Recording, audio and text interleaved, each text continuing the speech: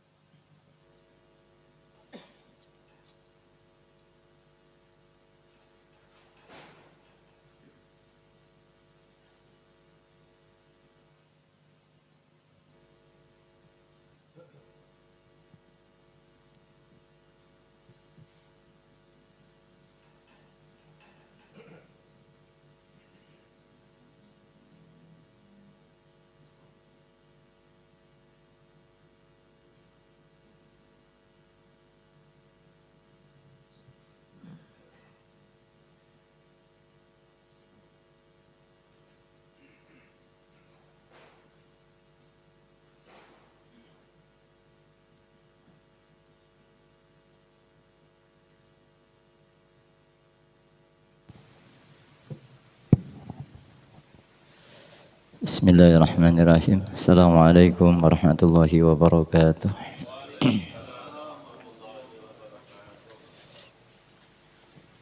Bismillahi walhamdulillah. Alladzi anzala al-Qur'an hudan lin-nasi wa bayyinatin minal huda wal furqan. Asyhadu an la ilaha illallah wahdahu la syarika lah wa asyhadu anna Muhammadan abduhu wa rasuluhu la nabiyya ba'dah.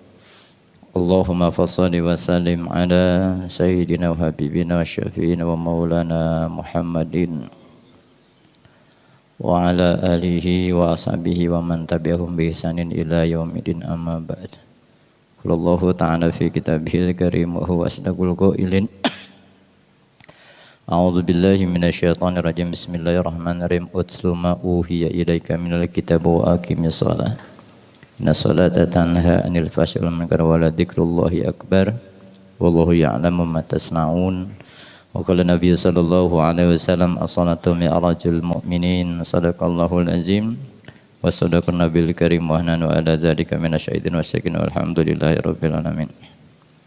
Segenap dewan pengurus Pondok Pesantren Beluma yang saya hormati, Ustaz Irwan Supriyadi, Ustaz Amami, segenap imam ratib yang saya hormati dan saya cintai, dan juga seluruh jajaran pengurus Madrasatul Ummah dari seksi dakwah, seksi pelajar dan seluruhnya, serta seluruh saudaraku yang hadir malam hari ini yang saya cintai, Ketua RT yang saya hormati, dan Dewan Penasehat yang saya hormati. Walaupun fisiknya tidak hadir, saya yakin hatinya hadir insyaallah. Alhamdulillahirabbil alamin. Syukur kita kepada Allah Subhanahu wa taala yang dengan limpahan taufik, hidayah, inayah, rahmat dan kasih sayang pada malam hari ini kita dihadirkan oleh Allah Subhanahu wa taala di majelis yang mulia ini dalam rangka melaksanakan kewajiban kita sebagai umat Islam, yakni menuntut ilmu Allah Subhanahu wa taala. Selepas kita melaksanakan aktivitas harian kita pada hari ini dan nikmat terbesar yang kita rasakan malam hari ini, yakni dihadirkan kita di majelis ilmu ini. Karena tidak ada tempat terbaik selain masjid adalah majelis ta'lim. Dan karena kita sangat membutuhkan tentang ilmu, karena dengan ilmu itu akan menuntun kita untuk lebih menyempurnakan ibadah kita di hadapan Allah Subhanahu wa taala. Sekaligus ilmu itu sebagai cahaya bagi kita untuk mengetahui proses perjalanan kehidupan di dunia ini menuju keselamatan kita. Oleh karenanya, seperti tubuh kita butuh makan, rohani kita pun butuh makanan. Dan makan rohani adalah ilmu. Semoga malam hari ini kita semua diaruh ilmu yang manfaat oleh Allah Subhanahu wa taala sehingga bisa kita amalkan, ya, dapat hidayah taufik, ya. Jadi tidak hanya kolektor ilmu, tapi bagaimana menjadi sebuah pengamalan. Karena ilmu itu akan terasa manfaatnya ketika kita sudah amalkan. Kalau diamal itu artinya apa sih? Diamal itu apa? Ada perilaku nggak dikerjain ya? Jadi ilmu yang dapat dipelajari terus diamalkan. Itu hebatnya itu. Hebatnya itu kalau di surat Al-Kahfi, salah satu untuk memperoleh ilmu laduni itu, ilmu yang sudah dipelajari diamalkan, nanti Allah anugerahkan ilmu yang belum kita ketahui. Jadi ternyata untuk meraih ilmu laduni itu juga ada syaratnya.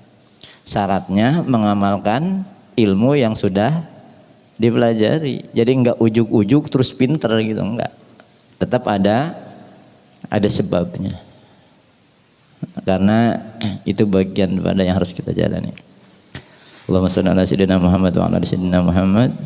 Salam salam kita sampaikan dengan sempurna kepada baginda Nabi Muhammad sallallahu alaihi wasallam, kepada ahli baitnya dan juga kepada sahabatnya, kepada ulama-ulamanya Allah, para guru kita, para pewarisnya yakni para ulama, dan kepada kita yang terus belajar untuk berpegang teguh kepada ajaran risalah yang dibawanya yakni Al-Quran, terus menghidupkan sunnah-sunnahnya.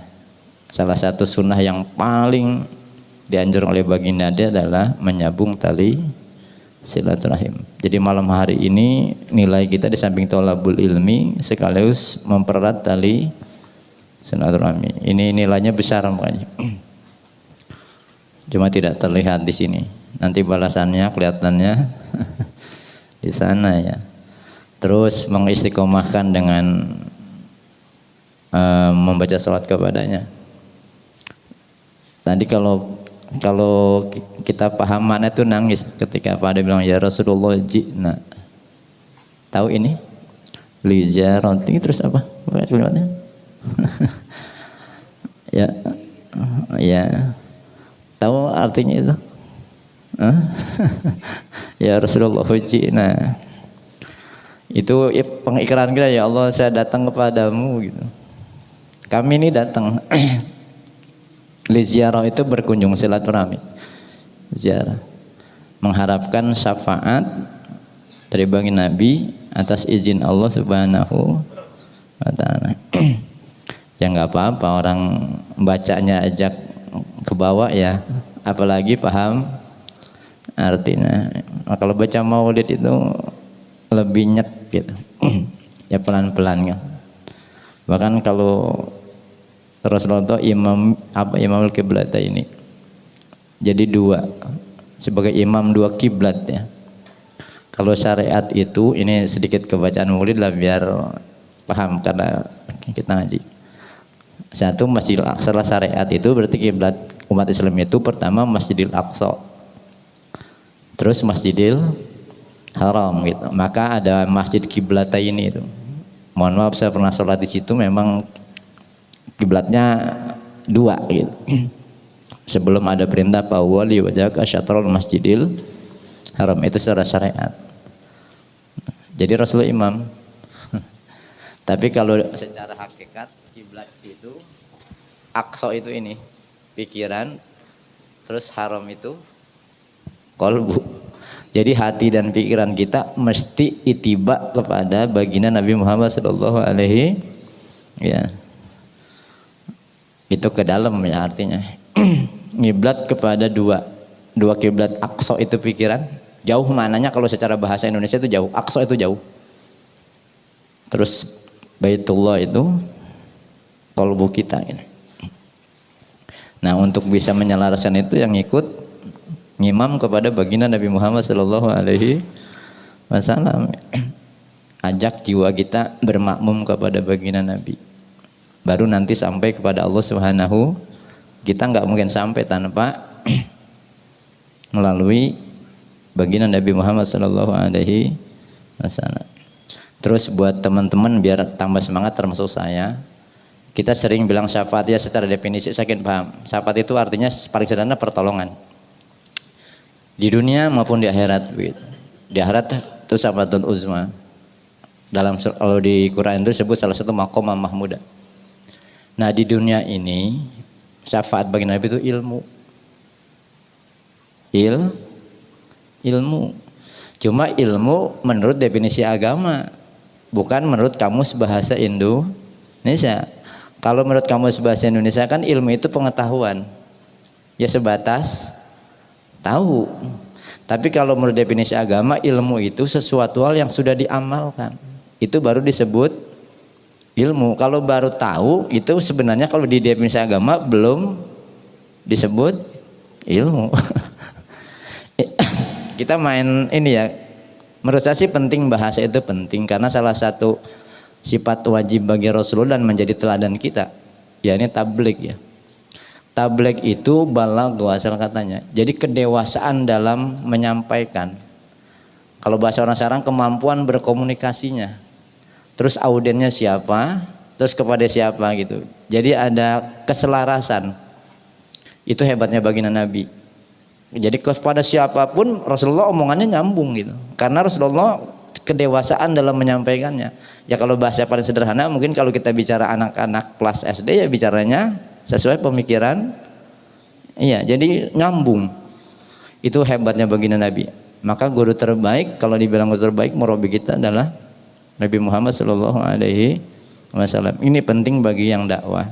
Dakwah itu mengajak itu yang mesti pintar retorika bahasa, karena bahasa itu menentukan juga dan kadang-kadang menjadi penting. Yang halal bisa jadi haram, yang haram bisa jadi dari bahasa tuh. Coba istri kita halal karena ucapan bukan? Ada ijab. Jadi penting bahasa itu gitu. Makanya bagi kita yang ya sering kita sharing-sharing termasuk buat saya lah, yang sering menyampaikan ya dakwah lah bahasanya, ceramah, ini juga menjadi pelajaran kita untuk terus menambah retorika bahasa kita. Bilkhusus ngambil bahasa Quran, ada kaulan layinan, kaulan kariman, kaulan syadidan, kaulan baligha. Nah tinggal menempatkannya saja gitu. Banyak sih pasti pakai kaulan layinan atau kaulan karimah yang dipakai oleh baginda Nabi. Kalau kaulan syadidah itu ketegasan, bukan keras tapi tegas dalam menyampaikan hukum. Bukan berarti keras bahasanya, tapi tegas. Beda ya, keras sama tegas.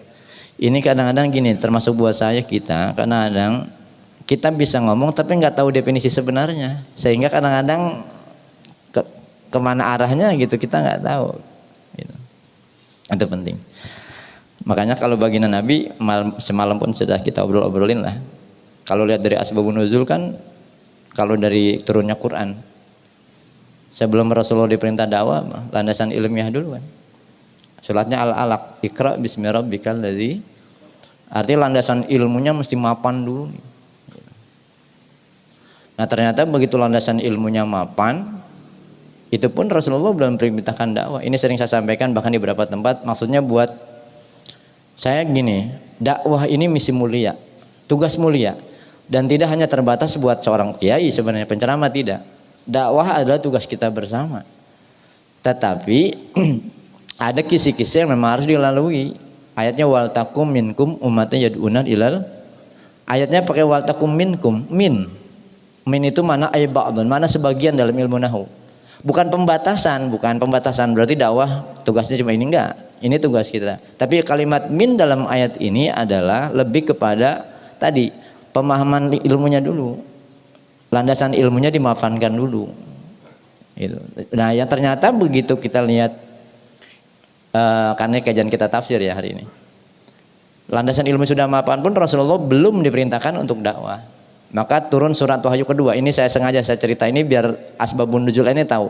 Sehingga kita paham, oh ternyata untuk jadi generasi pendakwah itu butuh proses yang panjang mestinya kan. Walaupun tidak membatasi tadi.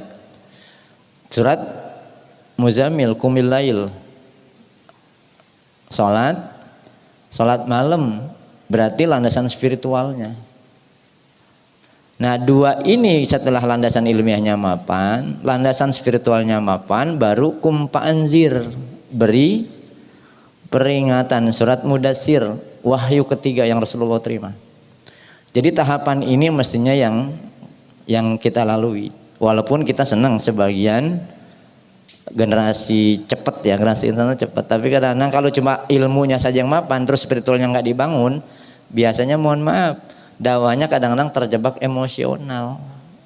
Yang paling membahayakan dakwahnya ngikutin hawa nafsu walaupun ayat yang dibaca itu, walaupun ayat Quran yang dibaca, kalau yang menyampaikannya negatif keluarnya jadi ayatnya suci, tetapi udah begitu diproses di pikiran kita terus didominasi hawa nafsu sehingga jadi nggak suci lagi. Ini kan yang akhirnya membuat kita kehati-hatian. Walaupun satu sisi kita bangga lah sekarang banyak yang menyampaikan dakwah dan segala macam. Nah bagi kita memotivasi, maksud saya bagi saya pribadi, kalau kita yang sering udah menyampaikan agama mestinya ilmunya juga mesti nambah, iya dimapankan ilmunya, ilmu syariatnya. Ya saudaraku yang dirahmati Allah, malam hari ini kemarin kita sudah coba membedah ya, bersama tentang surat An-Nas kalau pertemuannya dulu. Berarti kan sudah paham bahwa kehidupan di dunia ini ada prosesnya tobakon an tobakin. Jadi ada tahapan-tahapan kayak kita. Jadi manusia pun demikian, dari basyariah terus An-Nas terus jadi insan. Sempurnanya insan kamil. Tinggal kita nih muhasabah diri, saya sudah manusia apa masih di basyar gitu. Jadi nggak usah mikir-mikir orang, saya di basyariah kah sampai hari ini ataukah sudah mulai naik tingkatan dikit jadi Anas ya. Bisa bedain nggak antara Anas sama basyar? Masih ingat nggak? Kalau basyariah mohon maaf nggak ada bedanya dengan iya, nggak ada, cuma makan, tidur, kawin, makan, tidur, itu aja kerjaannya. Nah naik ke insan itu sudah mulai ada pemikiran, manusia itu makhluk yang diberikan akal. Nah dari sinilah akhirnya perlu pendidikan manusia itu pendidikan agama. Nah begitu nambah sebelah kayak ngaji gini lah, kita belajar agama tambah ilmu sehingga naik kelas, levelnya naik kalau bahasa saya. Jadi mudah-mudahan jadi insan gitu. Nah syukur banget jadi insan walaupun tidak sesempurna baginda Nabi Muhammad SAW. Ya surat An-Nas lah kemarin, berarti surat An-Nas itu kalau boleh saya sedikit, itu kejahatan yang dari dalam ini jauh lebih bahaya, sampai 3 tauhid kan senjatanya itu untuk mengalahkan musuh yang di dalam itu. Tauhid rububiyah, tauhid mulkiyah, tauhid uluhiyah. Saya tidak mengulang pembahasan ini sudah dibahas pada pertemuan sebelumnya.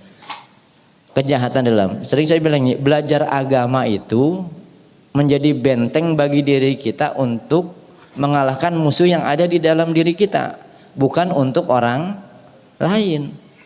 Karena orang lain di luar itu tidak akan berpengaruh apa-apa kalau di dalamnya kita kuat. Nah jadi kalau kenapa surat An-Nas ini saya menariknya gini, surat An-Nas, Falak, Al-Ikhlas bahkan itu sering dibacakan oleh kita, bahkan dianjurkan dibaca dalam zikir-zikir kita.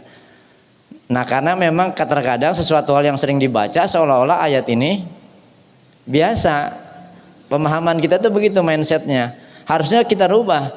Kalau sesuatu hal yang diperintahkan dalam ajaran agama kita sering dibaca, harus dibaca diulang-ulang, berarti ada rahasia yang harus penting kan berarti. Itu. Nah jadi Anas itu kejahatan si Khonas dari dalam kemarin.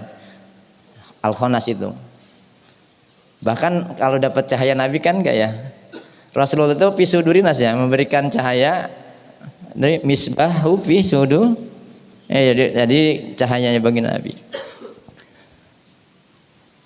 Terus al-jinnat itu ini sering saya saya tidak menafikan ada makhluk lain ya di sini kita. Tapi al-jinnat itu bukan hanya sebatas jin yang sering kita halu-halukan gitu. Al-jinnat itu pikiran negatif, bahkan hawa nafsu itu lebih bahaya ketimbang jin yang di luar. Maka surat An-Nas ini dibaca berulang-ulang katakanlah, di samping dipahami, sehingga kita bisa membentengi diri kita pertama kali kejahatan yang dari dalam. Dan ini serangannya setiap detik loh, nggak berhenti. Kapan lengah, si Onas ini membisikkan. Cuma emang tugas Onas cuma membisik, Yuwas bisa cuma nawarin doang. Emang tugas dia jadi marketing, ya bikin was-was. Kalau kitanya nggak mau juga nggak berpengaruh apa-apa. Jinnat wanas itu tadi pikiran negatif. Nah itu kejahatan dari dalam. Seringlah baca itu, berarti kita paham. Ketika kita misalkan, oh berarti surat An-Nas ini jangan, mohon maaf, berhalu dulu buat kejahatan dari luar, justru dari dalam. Kalau dalam kita kuat kan ya. Nah sekarang surat Al-Falaq, insya Allah kita coba membedah pelan-pelan ini. Saya rujuk beberapa tafsir, termasuk tafsir Al-Kabir karangan Imam Ar-Razi, tafsir Tobari ya di Jalalain paling sederhana, dan tafsir Imam Nawawi, tafsir Munir. Jadi persepsi ulama ini menjadi rujukan kita untuk memahami Quran, karena kita kan nggak boleh ngarang-ngarang sendiri, nggak boleh mentafsirkan Quran sendiri kecuali orang alim karena ada syarat-syaratnya. Kita kan belum alim apa enggak alim? Ya. Makanya disebut kalau hafal Quran itu al-alim al-alamah, berarti dia paham Quran. Kalau hafal hadis julukannya Hadratus Syekh, itu berarti kutubus sitah hafal. Di Indonesia cuma 2 ulama, salah satunya Syekh Imam siapa? Ya, Syari, Syekh Imam. Kalau udah hafal Quran berarti paham Quran, maksud baru dapat al-alim al. Makanya kalau dia dapat julukan itu ngeri-ngeri dikit. Al-alim al-alamah. Lah 30 juz 30 aja kagak hafal. Kita. Maka enggak boleh anak-anak sendiri. Ya, ini surat Al-Falaq. Ini berarti kejahatan dari luar. Saya yakin ini mah hafal enggak ayatnya mah ya. Artinya itu dia. Jadi contohnya begini, maksud di amal tadi nih. Misalkan kita lapar nih, cuma bilang, maksudnya kalimat kulnya saya tidak mengulang lagi. Kalimat kul itu perintah, bukan cuma katakanlah, tapi ucapanlah dengan tindakan dan perbuatan. Kalau cuma disebut, ibaratnya kita lapar nih, aduh perut lapar, tapi nggak ada ikhtiar kita nyuap makan gitu, kenyang nggak kira-kira? Enggak. Jadi amal soleh itu apabila sudah, iya, cuma landasannya iman tadi. Kalimatnya ada al-ilmu at-tasdik. Belum ngerti tasdik nggak? Tasdik dalam kitab Iqaudul Imam, di syarahnya kitab Al-Hikam, bukan maknanya benar jujur di situ. Tasdik. Tasdik itu keyakinan yang sudah tidak bercampur dengan keraguan. Itu tasdik. Kira-kira kita udah tasdik belum? Iman kita baru percaya apa udah yakin? Ya tasdik itu, bahkan itu menjadi salah satu 3 unsur. Nanti kita balikan ini di kitab Syarah Iqaudul Imam. Salah satu untuk li islahi domair, penataan kolbu kita, salah satunya tasdik tadi. Sidkun. Sidkun itu bukan maknanya benar jujur dalam pemahaman ini, tapi artinya keyakinan yang tidak dicampur aduk dengan keraguan. Tidak ada syak sama sekali. Salah satu sahabat yang dapat gelar itu Sayyidina Abu Bakar. Makanya dapat julukan jadi keyakinannya tidak lagi bercampur dengan keraguan. Kalau kita banyak keraguannya, banyak yakinnya. Urusan perut aja ragu, aduh kalau nggak kerja ntar nggak makan. Emang kerjaan yang ngasih makan. Keyakinan kita kepada Allah masih gitu, makanya kenapa pusing? Yaitu kadar iman kita. Tasdik tuh, yaitu kita menuju ke sana pelan-pelan. Biasanya diproses lewat ayat-ayat nyata di alam nyata ini. Itu biar tambah yakin. Kesulitan itu menuntun kita ke sana sebenarnya. Udah minta tolong sono sini kok nggak ada yang bisa nolong. Artinya emang Allah menggiring kita, nggak ada yang bisa nolong kecuali iya. Kita digiring banget oleh Allah. Terkadang kesulitan itu menyelamatkan kita loh. Di situ pertolongan Allah sesungguhnya buat kita. Nah ini surat Al-Falaq ya. Kita coba untuk membedah sedikit lah surat Al-Falaq insyaallah. Ada yang bawa terjemahannya? Baca ayatnya biar tambah berkala majelisnya. Kan baca satu huruf Quran pahalanya berapa? 10. Surat Al-Falaq surat keberapa? Surat Al-Falaq surat keberapa? Aduh. Kemarin surat An-Nas surat ke 114 ya. Surat Al-Falaq 100 13. Ya karena jumlah ayatnya 5. Bener enggak? Jadi 113 berapa? Kalau An-Nas berapa ayatnya? Ya karena 114. Kalau Al-Ikhlas surat ke berapa? 100 berapa? Ya. Jumlah ininya enggak hafal ya. Jumlah Quran berapa ayatnya? 6.000? Pernah ngitung enggak? Itu dia. Kita tuh beragama dari dulu padahal nggak pernah ngalamin. Padahal nggak pernah ngitung, cuma percaya aja. Emang benar segitu? Hah? Itu kan?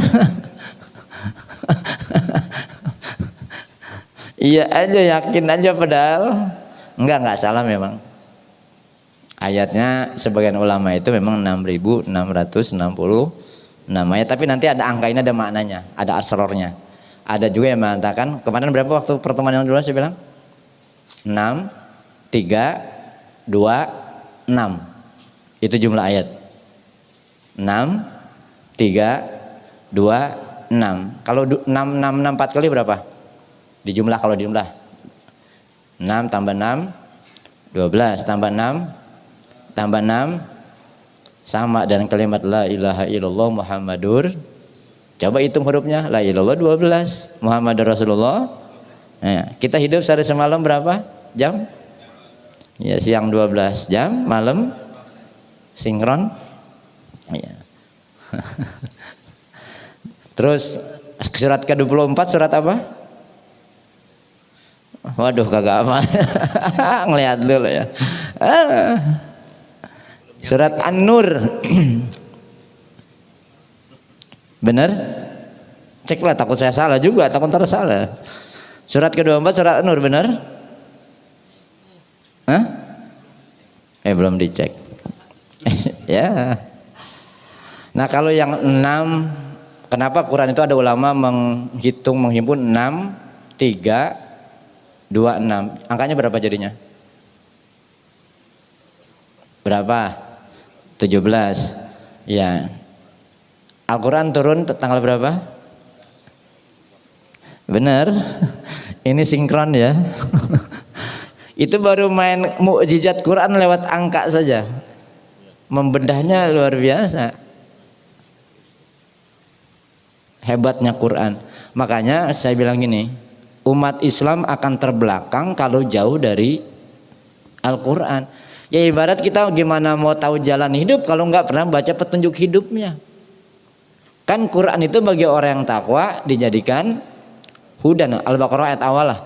Zalikal kitabula rabi hudan lil muttaqin. Jadi kalau kita mau jadi orang takwa, menjadikan Quran sebagai hudan, petunjuk agar kita tahu jalan kemana?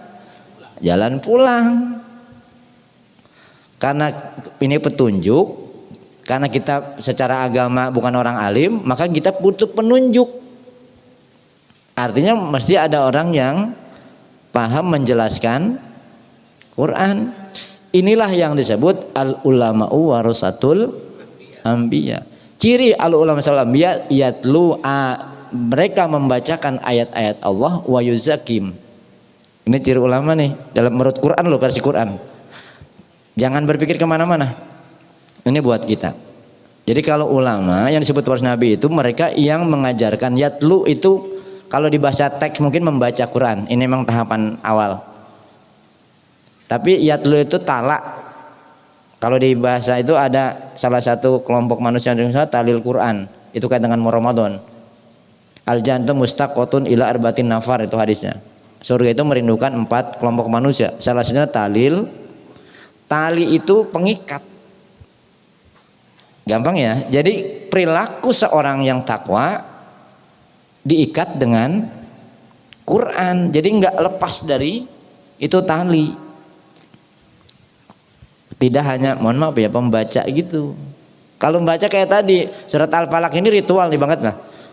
Dulu kita sering gini, kalau surat Al-Falaq karena ini perlindungan dari godaan setan, itu selalu ke bawah halu, padahal setannya ada di pikiran kita. Setannya bukan di luar. Jangan-jangan kita menjadi bagian. Saya menarik kemarin mutolaah masalah, ternyata ya ini cerita jadi pelajaran di Quran itu. Makanya Quran itu cerita tapi harus jadi pelajaran, jadi pengalaman. Ketika iblis dilaknat oleh Allah, coba dia istiqomah berjanji sama Allah apa? Dia akan menggoda manusia yang menuju jalan yang, atau yang sudah berada di jalan yang lurus. Ini kayak ngaji, godaannya banyak. Itu memang kerjaannya. Ternyata setan itu profesional loh. Dan dia hanya menggoda orang yang berada di jalan yang lurus. Kalau jalan yang salah mah nggak digoda. Long dia bagiannya. Ternyata profesor, makanya kalau ngaji berat ya. Capek lah, pegel dikit lah. Makanya sering baca Nabi Sulaiman tuh biar jin tulangnya pada pergi. Iya, ternyata profesional. Dan cuma dia marketing, menawarkan saja, dan atas izin Allah memang duta dia begitu. Jadi kalau orang, kadang-kadang kita salah bahasa, misalkan ada kejahatan, seorang ayah membunuh anaknya atau sebaliknya, anak itu kesetanan. Enggak digoda sama setan dong, setannya ya dia yang buat kejahatan. Al-Falaq.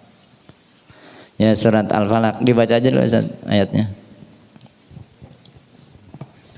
A'udzu billahi minasy syaithanir rajim. Bismillahirrahmanirrahim. Qul a'udzu birabbil falaq min syarri ma khalaq wa min syarri ghasiqin idza waqab wa min syarri naffashati fil 'uqad wa min syarri hasidin idza hasad. Shadaqallahul azim. Yang artinya, katakanlah Nabi Muhammad, aku berlindung kepada Tuhan yang menjaga fajar dari kejahatan makhluk yang Dia ciptakan, dari kejahatan malam apabila telah gelap gulita, dari kejahatan perempuan-perempuan atau penyihir yang meniup pada buhul-buhul talinya, dari kejahatan orang yang dengki apabila dia dengki. Ngerti ayat ini? Paham segini? Ya, kadang-kadang saya bukannya menyalahkan, tidak ya. Walaupun nanti kita rinci ayatnya satu-satu, mudah-mudahan kebagian waktunya kita bedah lah. Ya, ada perempuan-perempuan penyihir gitu. Ini kan kayaknya memojokkan banget kaum perempuan kan. Gambaran kita berarti tukang sihir itu adalah seorang. Nyatanya coba, banyakkan laki-laki banyak perempuan. Tukang santet banyakkan laki perempuan. Berarti nggak cocok dong ayat ini. Itu kalau diterjemah bahaya. Makanya dulu gambaran tukang sihir itu nenek-nenek bawa sapu hidup terbang itu. Itu halu. Nanti ke bawah halu, berarti perempuan yang tukang santet gitu. Padahal secara nyata realnya itu ternyata banyakkan yang nyantet orang laki apa orang perempuan. Dukun santet laki-laki, berarti nggak cocok ayat ini ya. Lah iya, ada perempuan, tapi Kalau ini kan kalau harusnya ada perempuan dan laki-laki, ini mah kan perempuan yang meniup buhul. Berarti orang laki pada benar semua nih Mang Uce nih. Padahal kenyataannya iya. Nah, kita bahas maksudnya biar lebih paham ayat ini. Qul a'udzu birabbil falaq. Ya, cara membaca tajwidnya nanti bisa belajar Ustaz Anda, bisa Ustaz Asep lah yang di masjid. Secara tajwidnya saya tidak membahas. Kalimat qul saya tidak ulang lagi, ini fi'il amar. Katakanlah dengan ucapan dan tindakan. Nah, selama ini kita baru sebatas ritual. Dibaca berpahala pasti, yakin itu karena baca Quran bernilai ibadah. Tapi kita nggak mau berhenti di situ, maksud saya setak hanya jadi bacaan. Harus kita bedah. Kan saya bilang Quran itu surat itu berarti harus ada pesan moral yang harus sampai kepada kita. Pesannya apa ayat itu gitu buat kehidupan kita. Dan Quran punya kekuatan kalau sudah diamalkan. Bukan cuma bacaan kayak tadi misalkan lapar cuma aduh lapar nggak makan gitu. Kira-kira jadi kenyang? Ya enggak. Pengen ngopi cuma bilang pengen ngopi tapi enggak minum kopi. Itu. Jadi kalimat fi'il amar itu perintah. Ucapkanlah, katakanlah. Kalau hitopnya ke bagian Nabi Muhammad. Kalau di tafsir jalannya kul ya Muhammad itu katakanlah ya Muhammad, atau asyrafal anam biasanya. Rasulullah disebut asyrafal anam. Dalam kalau di tafsir Imam Nawawi malah Allah tuh lebih itu kalau dia tafsir jalan kul katakanlah ya Muhammad gitu. Kalau di tafsir Munir biasa ada ya asyrafal anam gitu. Yang dimaksud adalah Rasul. Katakanlah dengan ucap a'udzu saya. Ini pakai domir ana ya. Aku kalau di bahasa itu. Aku saya berlindung kepada Rabbil Falak. Kalau diterjemah artinya apa tadi? Ini beda-beda nih kalau terjemah pasti dah. Aku berlindung kepada Tuhan yang menjaga fajar atau subuh. Iya. Aku berlindung kepada Tuhan. Mananya subuh banyak kan ya? Iya, subuh. Falak itu kalau subuh mestinya sobahan dalam bahasa Arab. Pagi itu mananya bahasa Arabnya sobah. Sobahul khair, selamat pagi.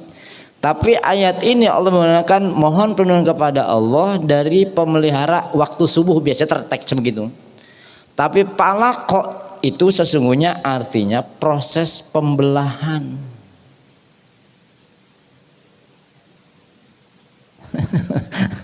Jauh banget ya. Waktu subuh, palako itu artinya proses pembelahan. Nanti artinya yang sebenarnya Robbil Falak itu Tuhan. Rob ini sering dimaknakan Tuhan, tapi tidak hanya itu dalam bahasa Indonesia definisinya. Rob ini kata Robba ya rubu, pemelihara, pemberi rezeki. Kemarin tauhid rububiyah sudah kita bahas. Yang menghidupkan, yang mematikan, yang memberi rezeki, yang memfasilitasi, yang mengajarkan ilmu, bahkan murabi. Sebagian saudara kita bilang gurunya murabi, pemelihara. Jadi mohon perlindungan kepada kebenaran yang pemilik kebenaran yang mutlak, absolut, itu al-falak. Kebenaran yang mutlak, absolut, tidak ada keraguan lagi. Itu mana al-falak. Kenapa dimanakan waktu subuh? Saya tidak menyalahkan itu, atau waktu fajar biasanya, bukan RT fajar. Karena kenapa? Nah, dari definisi mana falak ke pembelahan, karena waktu subuh itu waktu proses pembelahan dari malam menuju, dan itu al-haq, kebenaran absolut. Jadi pemilik kebenaran yang al-haq, yang absolut, yang tidak ada keraguan. Itulah kenyataan hidup. Tidak ada kenyataan hidup yang pahit sebenarnya. Yang bikin kita pahit itu kita menolak kenyataan hidup. Coba jadi getirnya, aduh udah malam lagi baik. Padahal malam dan siang itu adalah kenyataan hidup. Yang bikin kita nggak nyaman, nolak. Aduh nggak kerasa udah malam lagi. Jadi nyaman nggak tuh rasa? Udah ngeluh. Cepet banget. Aduh udah asar lagi. Iya, yang ajan ngomong begitu sholat aja belum. Tuh kadang-kadang penolakan, tidak ada kenyataan hidup yang pahit karena itu kebenaran yang absolut. Allah Maha kebenaran. Nah, waktu subuh adalah waktu pembelahan karena semua proses kejadian di alam semesta, proses kehidupan makhluk hidup itu dari proses pembelahan. Contoh manusia. Kalau dari surat Al-Insan kan secara ini agak ke biar tahu ini dari sperma sama ovum nyatu nih. Jadi zigot namanya. Yang belajar ilmu biologi pasti tahu ini, zigot. Zigot itu seperti kepompong, nempel di pinggir rahim. Itu belum disebut disebut janin. Nama manusia mah beda-beda namanya. Coba dari sperma ke ovum nyatu jadi zigot namanya. Iya, nanti proses itu. Nah, zigot itu nempel. Begitu proses pembelahan itu keluar janin namanya. Coba pohonan dah. Kali kalau gitu susah mikirnya. Yang kita lihat patah nyata. Biji kalau tumbuh coba ada proses pembelahan enggak? Iya kan? Coba nanam kayak kedelai misalkan atau pohon mangga. Apanya tuh? Iya. Kan pembelahan tuh. Lalu tumbuh. Itulah kebenaran absolut. Berarti Allah hadir, cuma kita nggak pernah. Itu pesan Allah. Hadirnya Allah bukan zatnya. Setiap peristiwa yang terjadi di alam ini berarti itulah kehadiran Allah. Cuma kita nggak pernah ngeh karena nggak pernah belum sadar.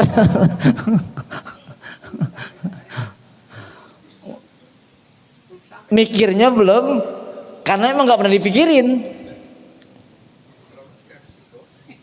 Coba. Allah itu hadir kepada muka bumi ini bukan zat yang kita nggak bisa melihat itu. Wong Allah maha segala-galanya. Tapi pesannya lewat peristiwa yang terjadi itu namanya kehadiran. Makanya tidak ada peristiwa di alam dunia ini kecuali Allah hadir di dalamnya. Benar nggak? Bukan zatnya, tapi peristiwa itu menjadi pesan akan kehadiran Allah. Proses pembelahan kita pun tercipta dari barang yang terbelah. Keluarnya juga dari barang yang dibelah nggak jadi. Inilah kebenaran. Kenapa akhirnya palak diartikan secara tekstual itu subuh? Saya nggak menyalahkan karena subuh itu proses pembelahan dari gelap kepada malam kepada, bukan persoalan malam dan siangnya sebenarnya. Kenapa kita mohon perlindungan kepada Rob pemelihara? Mananya Rob itu pemelihara waktu subuh, waktu pembelahan tadi. Berarti mohon perlindungannya bukan di waktu malamnya, kepada siapa di balik pemeliharanya itu. Yang memelihara kita mohon perlindungannya. Kegelapan, kalau siang malam itu sunatullah, itu memang nikmat Allah. Allah memutar siklus kehidupan itu siang. Itu siklus kehidupan, itulah absolut, itulah al-falaq, kebenarannya hakiki. Jangan menolak waktunya malam, ya terima malam. Jangan udah malam pengen cepat pagi. Gelisah, lama banget pagi dah. Enak nggak jiwa kita? Rasa kita dah, karena kita menolak. Coba nikmati hari ini. Kalau emang malam ya nikmati, terima. Jadi kenyataan hidup nggak ada yang menyakitkan kita sebenarnya, nggak ada yang membuat kita itu, tapi penolakan kita sendiri yang membuat akhirnya kita tidak nyaman. Nih, siang malam, malam ada rembulan, siang ada. Ini perputaran siang dan malam gini, itu nikmat Allah kok. Malam ya nikmat, siang ya nikmat. Coba dibaca di surat itu. Ini biar ngaji ke ayat kauniyah juga nih. Karena Quran itu petunjuk untuk kita ngaji ke ayat. Ini namanya tazakur dan tafakkur. Nanti insya Allah tasyakur. Tazakur dan tafakur. Tazakur ngaji huruf Quran. Tafakur ngaji huruf. Nanti baru bersyukur, ya Allah alhamdulillah ada matahari yang terbit pagi hari. Coba kalau bawa motor terus kena matahari, terima kasih nggak sama matahari? Nah, itu dia. Padahal Allah pesen tuh, kalamnya Allah lewat matahari ngomong, aku tumbuhkan berbagai macam aneka tumbuhan karena sinar matahari. Ini mah bukan makrifat, jadi makrepot ntar. Panas banget ini. Orang kalau sudah tingkatan kencing aja bisa bersyukur, ya Allah gitu. Kita kencing itu Allah hadir nggak? Hah? Ya semuanya dah. Pesannya bukan jatnya lah, jangan salah pemahaman nanti tauhidnya meladu. Jadi pesan-pesan Allah itu lewat peristiwa. Allah kan di sifat asma itu sampai 20 apa? Kalam, mutakalim, berbicara tak? Nah peristiwa itu tanda keberadaan Allah, cuma kita nggak pernah sampai berpikir ke sana. Bahkan di tubuh kita sendiri. Makanya kalimatnya Iqra kitabak. Surat Al-Isra. Iqra, baca kitabmu. Dirimu. Nih. Terus lahirlah itu hadis man arafa nafsahu bahwa arafa. Kita sering baca kitab kita enggak? Diri kita nih maksudnya. Iya, man arafa nafsahu jarang dibaca. Sehingga bacanya keluar terus gitu. Al-Falaq. Coba di perputaran malam ya, biar kita tambah hamba yang bersyukur lah paling enggak. Di surat An-Nahl surat ke-12 ya, ayat 16. Ini kalau Quran berangkai-rangkai Pak. Sebenarnya kalau mau dibahas palaknya aja berapa rangkaian ayat itu. Ayat ini. Karena seperti lingkaran tasbih. Makanya kalau paham Quran, ini gandeng ke sini, ini gandeng ke sini. Satu ayat aja enggak sudah kan. Itulah ilmu tafsir. Coba dibaca An-Nahl surat ke-16. Itu sebelum surat Al-Isra. An-Nahl artinya apa? An-Nahl artinya apa? Lebah. Itu manusia ya, orang beriman itu kayak lebah. Ayat ke-12 Ustaz, insyaallah.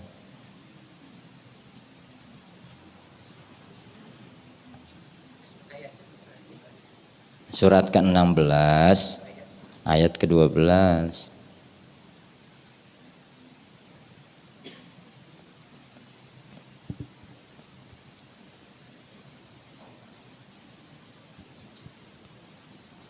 A'udzubillahi minasyaitonirrajim. Bismillahirrahmanirrahim.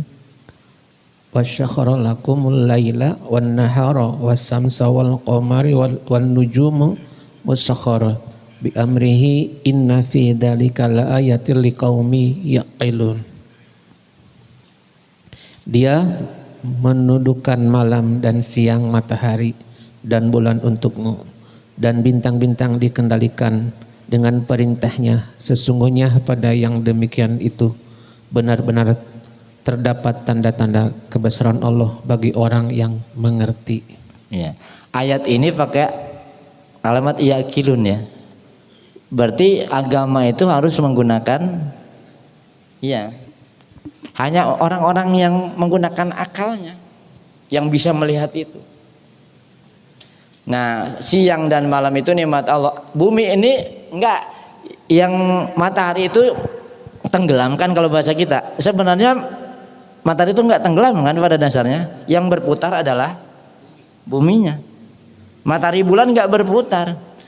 Ini hebatnya Allah. Andai saja Allah menciptakan malam saja misalkan, bumi ini beku, kehidupan enggak bisa berjalan.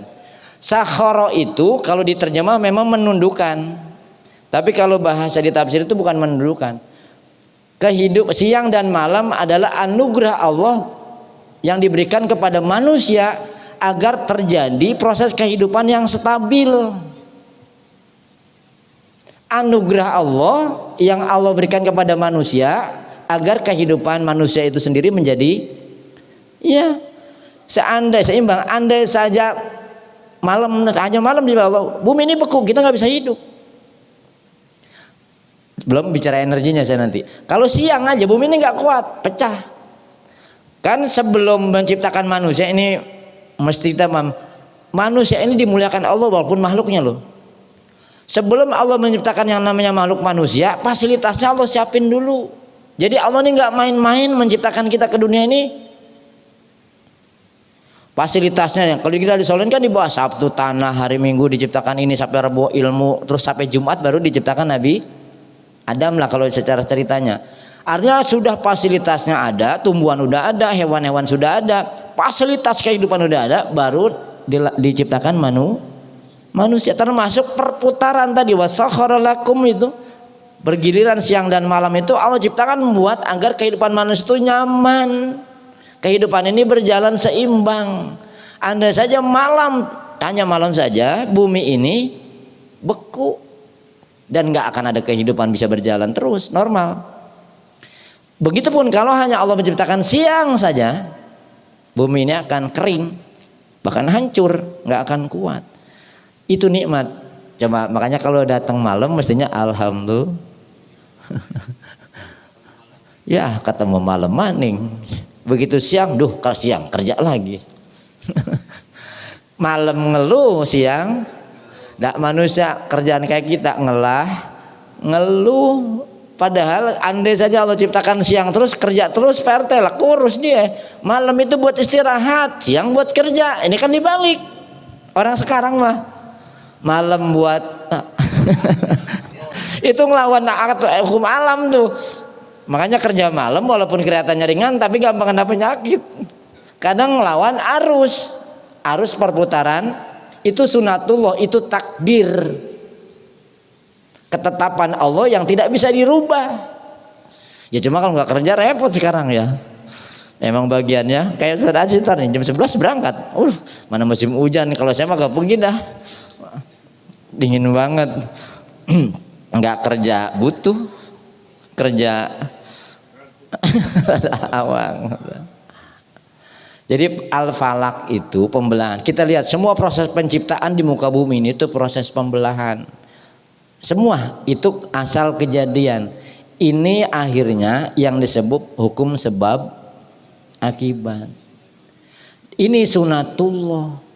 Ini takdir yang tidak bisa dirubah Allah. Kalau di huruf bismillah ini titiknya di ba. Cuma apa di balik ba, di balik titik itu rahasianya. Paham kesono baru. Bukan malamnya jadi persoalan, tetapi siapa di balik malam itu yang memutarkan wasyahara tadi. Nah kita mohon perlindungan kepada Rabb pemilik waktu subuh nih, satu itu. Yang kedua, kenapa kok waktunya subuh? Nih, waktu subuh ini pernah saya bahas di surat Al-Isra. Punya waktu istimewa sendiri. Kekuatan Allah itu diturunkan ke muka bumi ini itu antara jam 3 sampai jam 5 pagi. Itu kekuatan terbesar, energi terbesar. Jadi kalau ingin pinter, ada proses pembelahan siang ke malam. Dari ketidaksadar jadi sadar. Kita hidup aja proses pembelahan loh. Dari makanan yang masih halus dibelah lagi. Dari kita nggak bisa membaca terus jadi. Ini proses-proses pembelahan, cuma kita nggak sadar itu. Di tubuh kita juga begitu. Itulah sunatullah. Maka kita nggak bisa ngelawan hukum alam. Itu namanya alam amr. Termasuk di tubuh kita kayak detak jantung. Emang kita ikut-ikutan? Itu alam amr. Nah itu disebut malaikat. Cuma kita sering terobsesi malaikat itu kayak sosok. Tekad yang kuat untuk taat berarti itu unsur malaikat. Kalau tekad yang kuat untuk maksiat itu unsur ada di luar tubuh, ada di dalam tubuh. Kira-kira kita tekad untuk taat lebih kuat apa maksiat yang lebih kuat? Kira-kira mikir sendiri. Kalau tekad taat lebih kuat berarti dominan unsur kemalaikatan di tubuh saya hebat. Dijaga 360 malaikat di tubuh kita. Kalau mau ngitung nih. Ada 17-19 malaikat itu di surat bismillah. Bisa ngelola ini, hati kita terbimbing. Cuma itu tadi malaikat kita sering yang, ya bukan menyalahkan, tidak, maksud saya kalau ngaji ayat itu ke dalam. Kan gini kalau bahasanya. Quran Karim itu digabung ke Quran Qadim. Nggak akan bisa nyala nih Quran Qadim kalau nggak ngaji Quran Karimnya. Saya sering sama teman-teman cerita, ini motivasi kita. Kita dulu sering dengar ceramah gini, nanti mau kiamat itu ayat Quran itu hilang tulisannya, benar. Itu bukan tulisnya hilang di hari zaman itu. Orang yang ngaji Quran udah nggak ada. Yang belajar Quran, coba sekarang.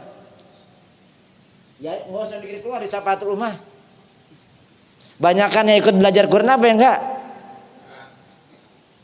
Ya sama aja berarti hurufnya itu yang dimaksud.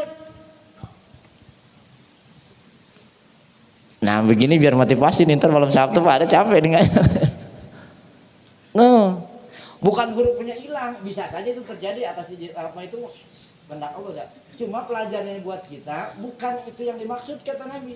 Di akhir zaman itu nanti umat Islam jauh dari Quran, belajarnya aja enggak, seolah-olah tulisan Quran sudah dan agama akan hilang. Itu perkataan Syekh Abdul Qadir Jilani. Agama akan hilang kalau orang Islamnya sudah jauh dari Quran dan gak mau belajar ilmu agama. Coba agama hilang. Kita hidup sudah di akhir zaman. Kiamat udah deket, saya berharap. Tapi bukan kiamat hancurnya alam, itu sunatullah. Kiamat mananya itu nggak ada di Indonesia, kamus Indonesia itu mananya hancur, nggak ada. Sebenarnya, coba dari definisi ini. Kiamat itu adalah koma yakumu kiamatan dalam bahasa Arab. Ini nggak ada alukman. Kalau ada alukman saya sudah nasrib. Biar kita ngerti bahasa nih, jangan agama pakai halu nanti. Kiamat itu kebangkitan. Coba qiyamul lail artinya apa? Bangun malam. Qiyam, kapan bangkitnya kesadaran manusia kalau sudah memahami Quran, kalau sudah mau belajar Quran. Agak anu nih dalam agak nyewot ini nih, greget.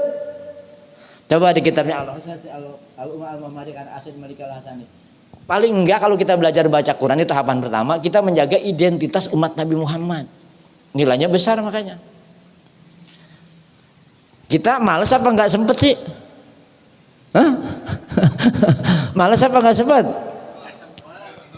Kadang-kadang mikirnya gini, saya mah bukan jadi imam ini. Emang Quran buat belajar pada imam? Bukan, untuk umat Islam siapapun. Karena betul bagaimana kita mau tahu jalan pulang kalau nggak belajar Quran. Coba itu. Kalau bacanya malas gimana mau ke dalamnya belajarnya? Terus dipahami itu. Jadi waktu subuh itu pembelahan berarti dari ketidaksadaran dibelah menjadi manusia yang sadar. Itu kekuatan antara Allah berikan jam 3 sampai jam 5. Itu bisa dibuktikan secara ilmiah. Coba nanam dah biji tadi. Lihat tumbuhnya pasti antara jam-jam itu. Nanam kacang atau nanam apa? Pasti tumbuhnya atau bunga mekarnya biasa rata-rata loh ya. Karena ada juga unsur di mekarnya pasti jam-jam itu. Makanya waktu di Ar-Rahman di Musika saya bilang, bahkan rezeki itu ketarik kalau kita sholat subuh. Rezeki yang nyari kita kalau sholat subuhnya rajin. Karena kita nyari rezeki apa? Rezeki nyari kita. Nah itu sholat subuhnya benerin. Ingin kaya lihat sholat subuhnya, ingin pinter lihat sholat subuhnya. Ada pembelahan, itu proses yang Allah berikan kepada kita. Itu sunatullah, kebenaran absolut terbesar energi saat itu. Di sini mah rame kalau subuh hari Jumat mah rezekinya spontan, narik rezeki banget. Coba lihat. Jadi ngukur nih, karena sholat subuh punya keistimewaan tersendiri. Surat Al-Isra 79. Setelah wa minal laili 78. Aqimi sholah liduluki syamsi ila ghusal wa Qur'anul fajr. Dan ternyata Quran itu baca Quran pada waktu pagi. Coba tuh. Jadi waktu subuh itu waktu kita membaca, sebenarnya membaca apa? Bukan Quran yang tertulis, bisa juga yang tertulis, tetapi membaca situasi pada saat itu. Saat itu Allah sudah memberikan kekuatan. Lihat pohon-pohon mekar, lihat kekuatan pada saat itu. Pernah nggak kita mikir ke situ? Melihat, tungguin, lahan begadang dari jam udah bisa, bilang jam 3 Allah kasih kekuatan tidur. Jadi nggak menyaksikan kehadiran Allah di alam semesta ini, kehadiran peristiwa yang terjadi maksudnya bukan zatnya. Itu yang disebut pada sepertiga malam Allah, bahasa hadisnya apa? Turun ya. Bukan zatnya. Kalau Allah turun mah Allah kayak kita tuh makhluk bentuknya. Kekuatan Allah saat itu. Ingin sehat lihat sholat subuhnya, ingin pinter lihat sholat subuhnya, ingin disiplin sholat subuhnya, ingin kaya lihat sholat subuhnya. Mulailah dari situ. Nah mikir dah, oh saya miskin iya, orang subuhnya ya entong kesiangan kelewat, apalagi musim hujan gini. Orang hurufnya huruf dal, saya bilang kalimat kalau ingin hidup terpuji itu alhamdulillah. Ini ngambilin Fatihah dikit, kita bedah nanti surat Fatihah. Alhamdulillah 5 kan, alif lam ha mim dal. Ini kan sholat nih, Sholat subuh itu di huruf dalnya, di kaki adanya. Subuh malah merengkol kayak pistol, dingin gini. Coba lihat kita makanya akhirnya kita mohon perlindungan kepada Allah di waktu ya saat Allah sedang menurunkan energi terbesarnya. Dan orang yang sholat subuh dari jam 3 dia bangun, ya sholat subuh dia bangun, itu persiapan energi untuk kerja besok itu jadi semangat, hatinya tenang, pikirannya tenang. Orang Cina itu begitu, makanya terkenal ada energi yin dan di Cina itu. Jadi menyerap energi itu biar kita tuh kerjanya semangat, hatinya tenang dalam kerja, pikirannya jernih. Cuma waktu johor udah terkuras lagi tuh, maka ada sholat johor. Asar saat terkurasnya ketenangan kita, pikiran kita capek, makanya mudah emosional, disuruh lagi sholat asar, pergantian lagi dari mau menuju dari siang ke. Jadi perputaran sholat itu sebenarnya kenikmatan yang Allah berikan kepada kita. Waktu asar itu waktu emosional banget loh, habis energinya yang dari pagi subuh karena kita pakai tuh. Makanya kalau pulang kerja pada beblingsatan, apalagi teduh. Wah, saya bilang ini kadang-kadang kita dalam hidup gini, teduh itu anggap masalah. Baru teduh aja orang udah bawa motornya semaunya. Ternyata emang kadang kita nggak sabar, padahal itu bahaya loh buat kita. Orang kalau sudah panik sehingga tidak konsentrasi. Tenang aja, uang kalau hujan juga biarin, hujan itu rahmat. Hujannya belum udah, gitu. Kehidupan tuh gitu. Makanya kenapa masalah di kita jadi berat, padahal bukan masalahnya berat. Kan lagi tahlil dibaca surat Al-Baqarah, la nukallifullahu nafsan illa. Allah nggak mungkin beban kita beban yang kita ada sanggup memikulnya atau memberikan ujian di luar batas kemampuan kita. Kenapa kok ada masalah sekarang berat? Karena kita menghadapinya dengan emosional. Cara minta kepada Allah, Allah sudah kasih. Cara untuk mencari pertolongannya Allah, Allah sudah kasih kan solusinya. Bagaimana cara kita mencari pertolongan Allah? Ini suratnya sering kita baca. Ya ayyuhalladzina amanu sta'inu bisabri. Coba kalau diterjemahkan, hai hamba-Mu yang beriman, mintalah pertolongan kepadaku dengan jalan sabar dan itu. Sabar itu kalau tafsirnya doa, sabar itu ikhtiar, kerja. Sabar itu bukan diam loh. Sabar itu bahasa gerak dalam bahasa Quran. Bukan sabar pakai kamus Indonesia, orang sabar diam gitu. Enggak. Orang sabar itu gerak. Kalau gagal dia cari alternatif lagi, gagal satu cari alternatif lagi, itu orang sabar. Kalau dia mah pasrahisme. Sholat itu doa. Jadi udah usaha terus doa. Rasulullah itu orang semakin ma'rifatnya kepada Allah semakin melakukan hukum sebab akibat.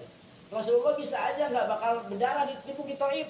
Rasulullah sakti karena Rasulullah pasal dengan hukum alam, hukum sebab akibat. Tetap Rasul belajar di Gua Hira walaupun sebenarnya langsung.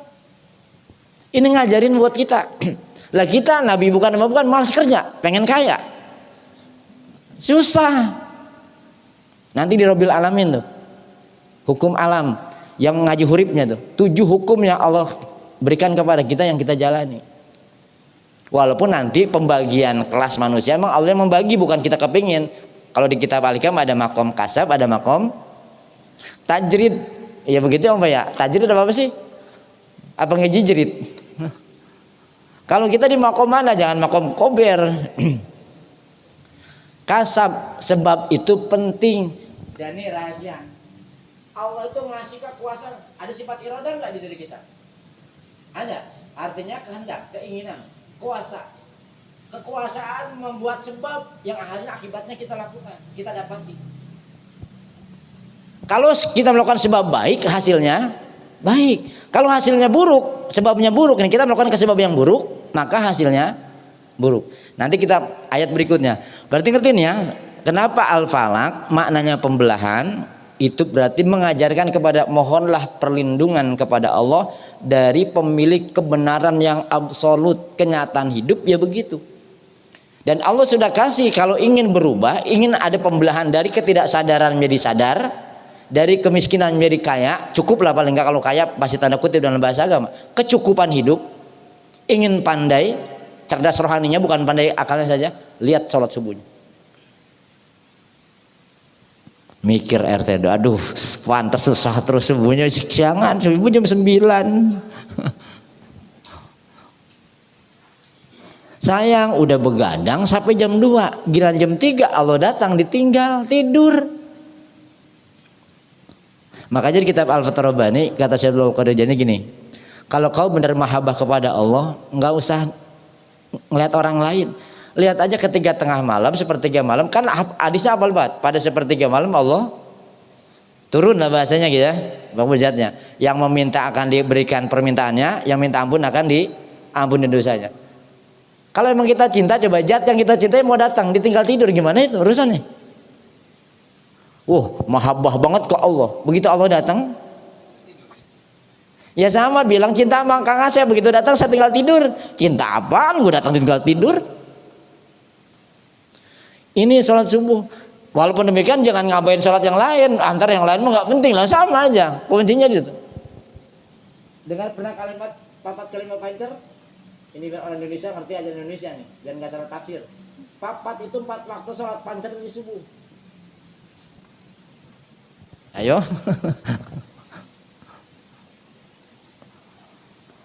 Sehat orang sholat, orang jalan dari rumah ke masjid aja kadar oksigen di otak kita dicukupkan oleh Allah.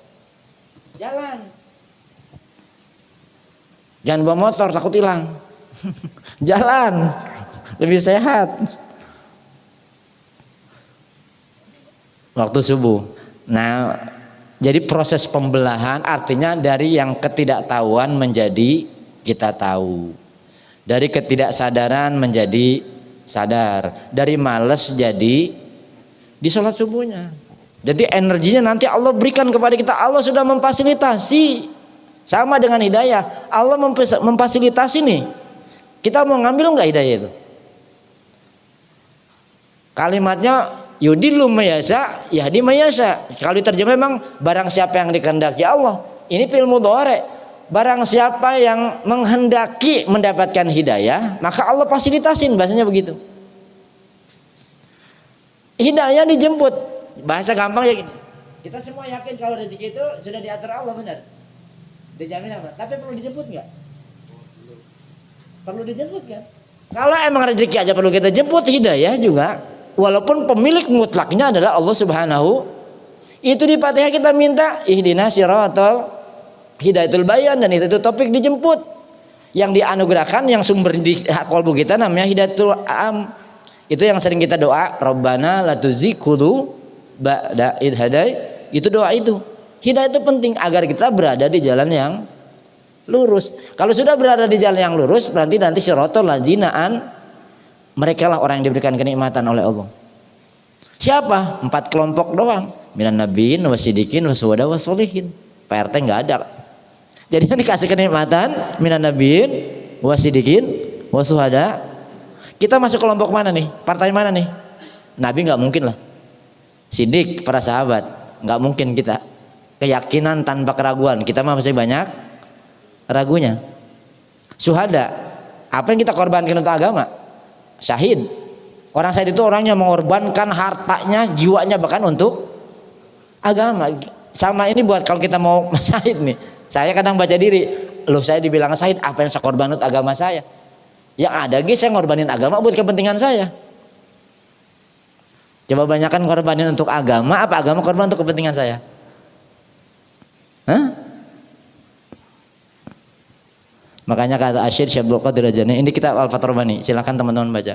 Agama rusak kalau sudah dijadikan industri bagi orang yang dianggap pandai agama. Dia mencari kekayaan lewat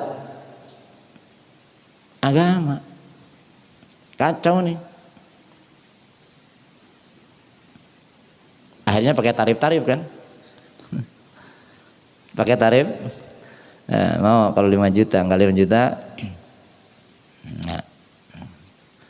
Udah kita kasih kuat lah. Saya termasuk. Bagi teman-teman itu jangan pakai tarif, dikasih alhamdulillah, enggak dikasih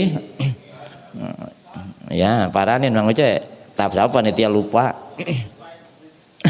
Enggak, jangan.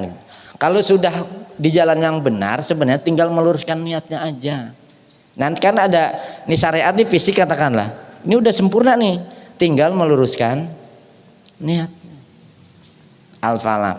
Jadi ngerti ya? Maksud saya kenapa ayat ini dianjurkan membaca, dianjurkan berulang-ulang Rasulullah, bahkan tahlil kita ibadah sholat, agar Rasulullah tuh sayang, Allah tuh sayang, agar dari ketidaktahuan kita menjadi tahu, karena ada kekuatan Allah yang ditransfer kalau bahasa sekarang saat besar-besar antara jam 3 sampai jam 5. Orang Cina aja cuma pakai tai apa sih? Qigong apa tai chi itu. Olahraga itu. Dia ngambil energi itu kan. Fisiknya kuat-kuat. Lebih sehat. Orang-orang Hindu Buddha itu meditasi saat jam-jam itu. Mereka menyerap energi tubuh, energi alam dengan tubuhnya, dengan mengosongkan pikirannya kalau meditasi begitu. Bahasa mereka. Islam harusnya lebih hebat. Kenapa kita terbelakang? Ya sholat subuhnya sering kesiangan.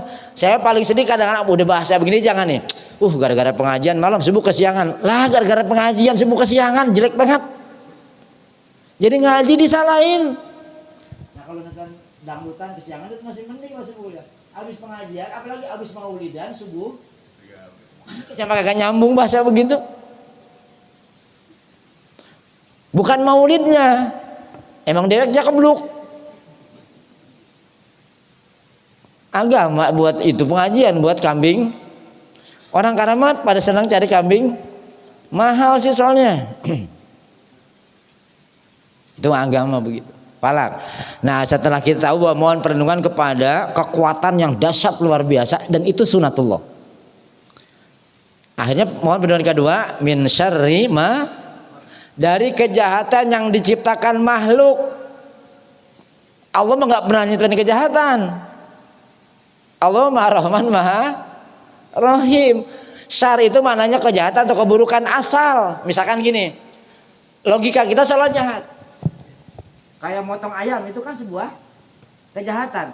Apakah itu mengakibatkan rusaknya kehidupan? Enggak.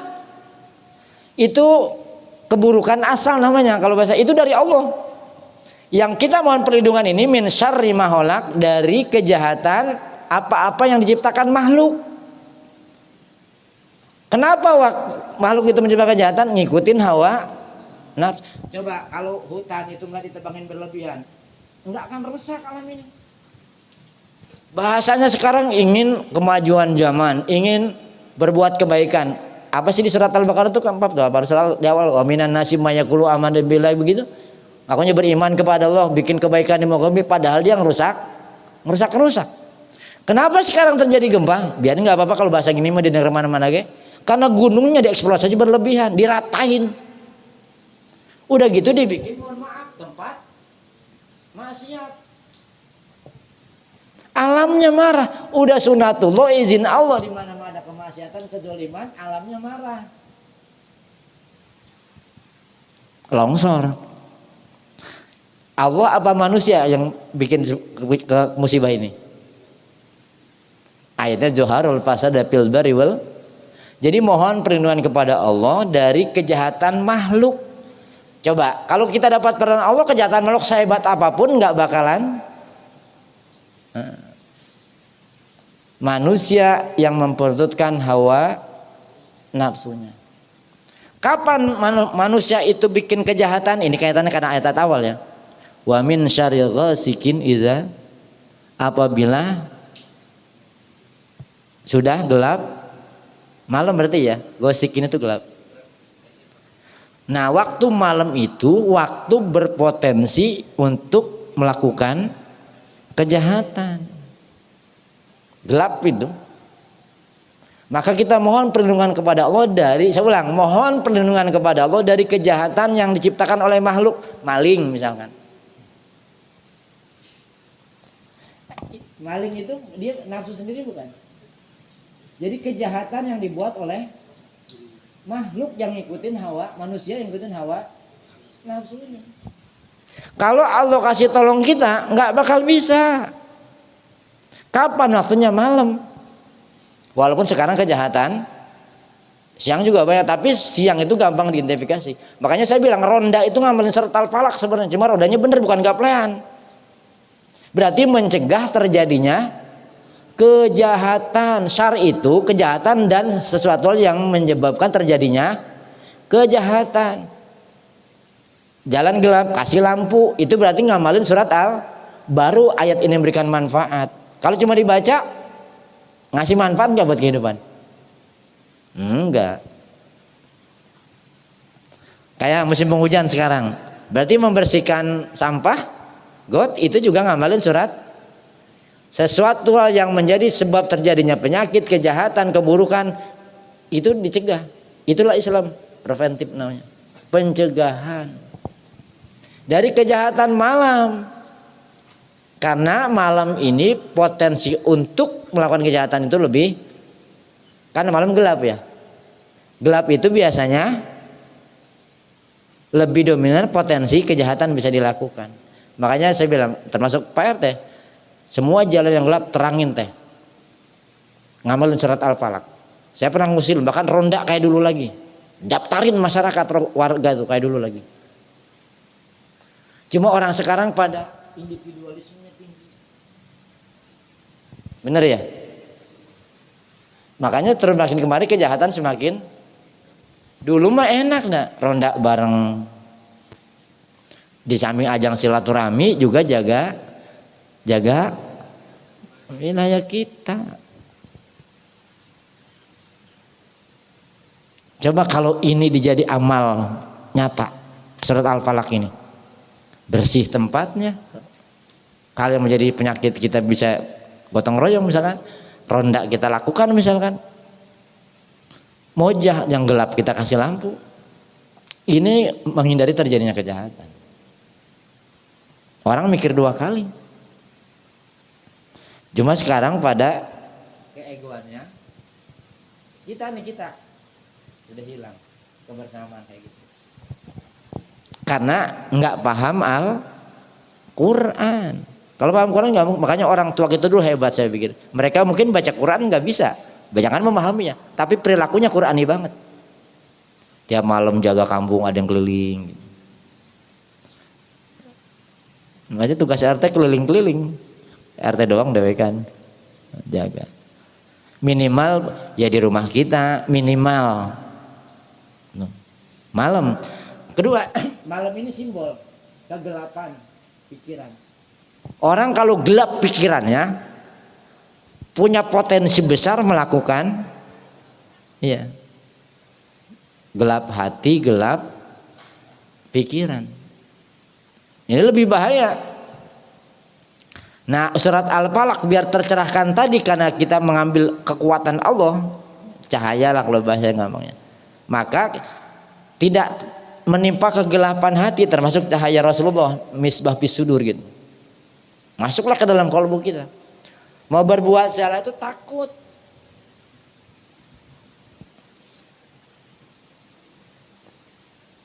Wa min syarri ghasikin idza.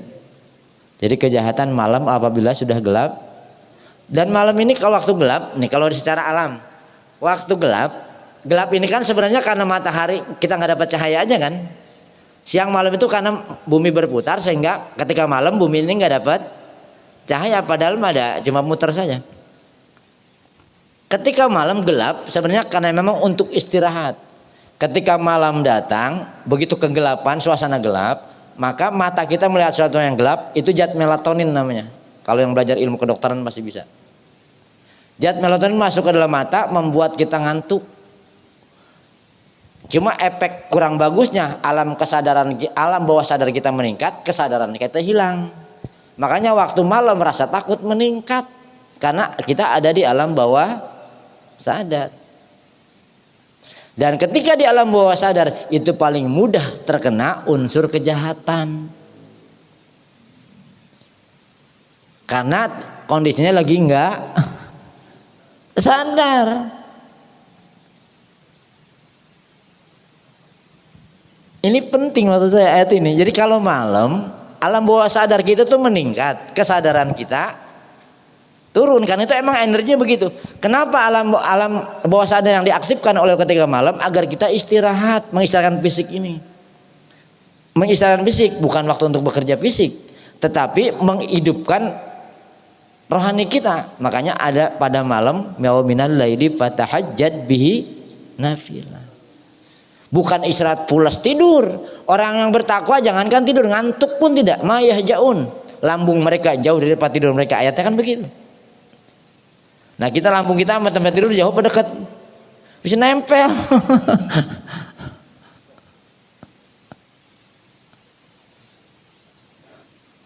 Jadi coba kita jalan nih. Kalau siang kan nggak ada rasanya apa-apa.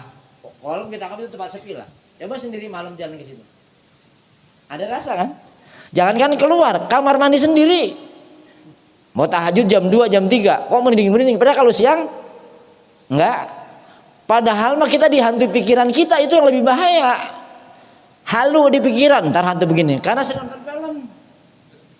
Jadi kerekam tuh alam bawah sadar itu merekam apa yang kita lakukan. Makanya kalau tidur kadang mimpi buruk karena banyak pikiran. Pikiran macam-macam. Tidurnya tidak pulas, mimpinya juga wah gitu. Tidurnya seperti Ashabul Kahfi, sebentar tapi mengenyangkan tubuh. Hebat itu. Tidur seperti Ashabul, 5 menit terasa 309 tahun. Wah sehat fisiknya. Kenapa tidur kita nggak bisa? Kalau ngorok itu bukan pules. Orang ngorok itu punya penyakit. Berarti pernapasannya nggak lancar. Wah pules buat apa ngorok? Salah bahasa kayak gini.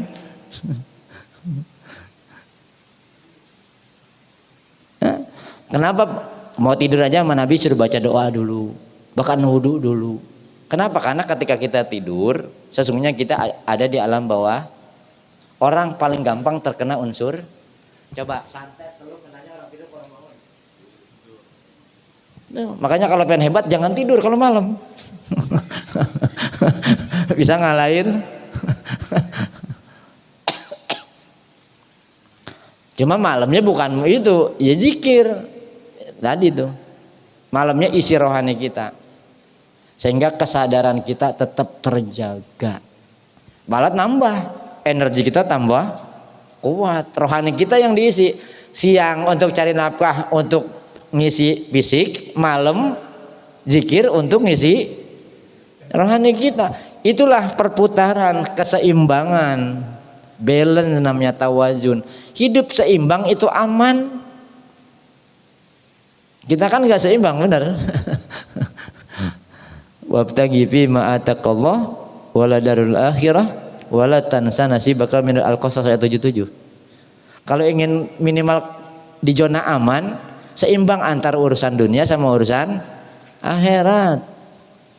Kita seimbang. Enggak. Banyakan urusan berat. Jadi lihat kejahatan malam hari, maka buat kita, makanya zikir gini ini bagus malam gitu. Bahkan kita melek malam, kadang-kadang ada orang minta tolong ke Rasulullah. Paling enggak mencegah terjadinya kejahatan yang terjadi pada malam. Yang kedua buat diri kita, ya sambil zikir kalau kita mengingat Allah terus gitu. Jadi rohani kita dikasih asupan. Atau ngaji agama, belajar agama misalkan malam-malam kayak gitu. Jadi hebat. Makanya nanti batinnya tercerahkan. Batinnya cuma ngobrolnya masalah agama, masalah kekuasaan Allah, masalah itu maksudnya, masalah-masalah tentang hal yang manfaat. Walaupun begadang saya yakin nggak sakit. Karena niatnya buat ibadah. Kalau kita sakit berarti lagi dibersihin dosanya. Ngaji pulang ngaji sakit berarti dibersihin dosanya. Jangan kapok. Duh gara-gara ngaji sakit lah, ngaji lagi aja di kambing hitam kan. Kalau kita pulang ngaji sakit berarti dosa kita lagi dibersihin. Terkadang sakit itu pembersihan dosa. Badan panas berarti Allah sedang membakar dosa kita. Nih doanya gini, ya Allah jikalau panas ini memang membakar dosa saya, biarin aja terus-terusan panas ya Allah sampai dosa saya habis gitu. Jangan minta sembuh. Biar dosa saya sampai habis. Tuh kalau lagi sakit disibkoh sama Allah. Orang soleh dikasih ilmu. Rasulullah aja dapat wahyu menggigil kan. Makanya kalau orang soleh sakit kadang-kadang ditransfer ilmu sama Allah. RT sakit wah ditransfer ilmu sama Allah. Tadinya nggak sadar jadi sadar, nggak tahu jadi dikasih ilmu sama Allah. Kayak Rasulullah gigil kan dapat. Karena ilmu itu energinya tinggi. Sama Rasulullah menggigil. Ayat Quran apalagi luar biasa. Allah tahu kalau siang kita sibuk dengan urusan dunia. Makanya nikmat dikasih malam untuk ibadah. Siang memeras keringat cari nafkah banting tulang untuk menjaga kehormatan keluarga. Malam peras air mata tobat memohon ampunan kepada Allah. Itu hebat. Sambil bermunajat minimal sepertiga malam. Tidur awal bangun cepet, itu bagus. Tidur awal bangun cepet, itu bagus. Yang kurang bagus tidur awal bangun tidurnya sih dari jam 8, habis udah tidur subuhnya masih jam 7.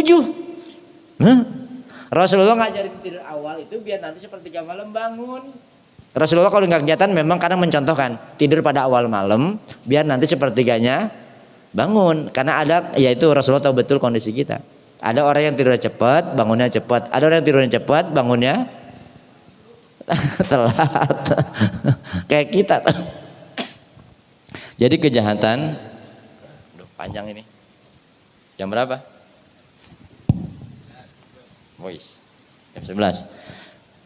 Nah, itu ya, jadi kejahatan diciptakan oleh makhluk min syarri ma khalaq. Dan biasanya makhluk-makhluk itu menciptakan kejahatan pada waktu gelap tadi, gelap suasana maupun lagi gelap pikiran. Makanya hati-hati yang kena hipnotis itu lagi pikirannya banyak, diketepok motor dikasihin. Berarti pikirannya lagi, kalau sadar mah nggak bakal kena hipnotis. Berarti pikirannya lagi dikacau. Kayak telepon-telepon dikacauin dulu pikiran itu. Wah, pura-pura kenal diajak. Kadang-kadang ada hipnotis caranya lembut. Saya ajarin nanti begini mah boleh. Sengaja diajak berpikir nih, diajak ngerti dulu. Misalkan ini, lu ngerti. Padahal itu di hipnotis kita. Biasanya di radio, Bang Ojek ganteng, mau gini. Ujungnya itu dihipnotis masuk. Begitu lewat cepokan sekali, duit. Enggak kerasa itu. Enggak, antar ilmunya buat nyipta seorang begitu. Enggak, yang begini bahaya. Ada cara kasar dibikin panik pikiran, ada cara lembut. Biasanya cara lembut ini untuk hipnoterapi. Diajak berpikir dulu dan orang itu dia mengerti. Oh, kopi itu rasanya pahit ya. Kalau tambah kopi pahit lah. Oh iya, semakin dia iya itu semakin pahit. Di ngertiin dulu tuh, diajak gitu, disugesti dulu. Itu bisa juga hipnotis. Enak belajar yang gitu, Mang. Mau saya ajarin. Belajar ilmu hipnoterapi hipnotis. Jadi itu ilmu baik sebenarnya. Itu membangkitkan tadi alam bawah sadar kita, kekuatan yang luar biasa. Dari kejahatan makhluk kalau nurutin hawa, kan manusia mah kalau udah jahat tidak jahat banget. Lebih daripada, makanya ayatnya balhum aldol. Udah nggak ada manfaat jahat. Yang nggak ada lah hewan bunuh anaknya. Tapi kalau manusia udah jahat, ya sampai sebegitunya. Itu dari kejahatan makhluk yang dibuat. Dan Allah mah nggak pernah bikin kejahatan. Allah mah maha baik. Cuma dari manusia itu sendiri. Walaupun kejahatan asal tadi kalau dibilang kejahatan itu tidak berpengaruh. Itu siklus kehidupan. Kayak kita motong ayam, motong ikan itu kan kalau dari logika sederhana jahat berarti kita. Pohonan ditebang-tebang itu kan jahat. Tapi itu yang tidak membahayakan, itu namanya kejahatan asal. Yang penting tidak berlebihan nurutin hawa nafsunya. Kalau nafsu berlebihan, ya saya bilang kalau bajing bangnya nyolong kelapa, di bang kelapanya satu udah. Itu kayak nggak habis. Kalau bajingan, udah ke kelapa ke pohon-pohon tanahnya buras. Repot urusannya. Manusia itu lebih jahat banget kalau. Nah, kita mohon agar kita tidak termasuk orang yang, kesimpulannya berarti jangan jadi orang yang jahat, nurutin hawa nafsu atau gelap hati, gelap pikiran. Itu suasana gelap itu. Itu yang membuat kita cepat panik, akhirnya mudah melakukan tindakan yang salah. Kurang sabar, kayak tadi teduh dikit udah panik nih, sehingga hilang konsentrasi kita. Punya masalah dikit udah panik duluan. Mestinya dari dulu di kolbunya. Masalahnya apa? Terus telusuri. Terus ayatnya apa nih? Satu lagi, wa min syarri nafasati fil. Iya, dari kejahatan perempuan peniup buhul. Ini yang sering saya mana wa min syarri nafasat itu dari hembusan kata-kata. Nafasat itu kata-kata. Ukon itu kebersamaan. Jadi kejahatan orang yang menghembuskan kata-kata yang memecah kebersamaan. Propo, ini kan zaman sekarang nih, akhirnya zaman banyak provokator. Ngamalin surat Al-Falaq agar kita tidak mudah terprovokasi dari orang yang menghembuskan kata-kata yang memecah uqad, itu ikatan yang kuat. Nih kayak kita nih sahabat rumah ini udah kuat nih, ada hembusan nih orang luar memecah belah. Dan jangan terprovokasi orang itu. Makanya saya bilang kalau yang di luar sahabat rumah omongannya gak usah didengar. Wong itu orang luar, ngapain didengar? Bisa jadi itu ingin memecah. Ngamalin surat Al-Falaq berarti agar kita mohon perlindungan kepada Allah agar tidak mudah dipropo. Paham maksud saya? Jadi bukan perempuan benih buhul-buhul. Kalau sihir itu kejahatannya cuma satu, bahayanya lebih sedikit.